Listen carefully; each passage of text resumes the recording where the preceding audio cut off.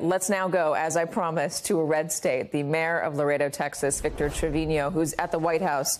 So, Mr. Mayor, thank you so much for joining us. I know you support this measure. I wonder if you can react to what David was just reporting there, that in practice, this is unlikely to have a measurable effect. Well, first of all, thank you for having me. But I think the most important thing is to have an adequate perception of what reality is living and working at the border.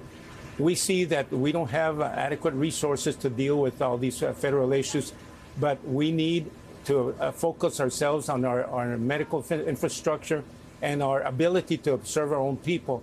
So this is a measure I think will definitely help to reduce the amount of migrants that are crossing in this fashion. And the proposal that the president put forth deals with making it orderly, in other words, to get the asylum in a correct way by petitioning outside of the country, rather than having all the immigrants coming and exposing themselves to all the dangers and even deaths and at the hands of the cartels. So this is something I think that's a positive measure, and in a certain way, I think it's a first step of immigration reform. So are you disagreeing with what David just reported, that you believe this will have a measurable effect?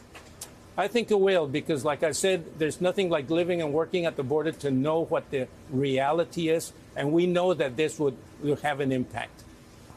In terms of what the reality is at the border, living and working, as you said, can you just explain what it's like to be in a border town with the influx of migrants?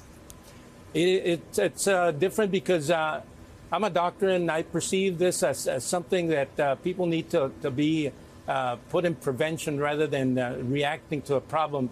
And we see the situation that the migrants cross whenever they know that there's a incentive to cross and they will get asylum. So if there's not that incentive, I know that people would hold back, and even Mexico would hold them before they cross to our side.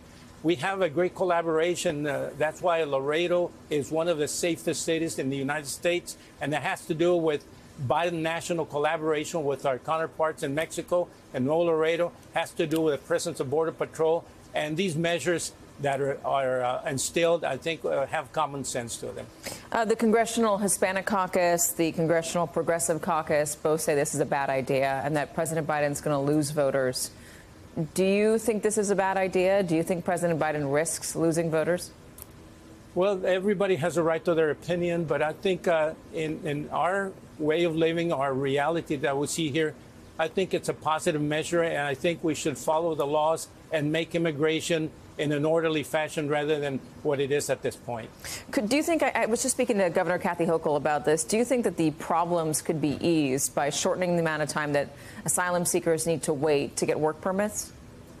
That would also help, as long as it's done in an orderly fashion, in a legal way. I think if they can shorten the time until they get their asylum, that would definitely help.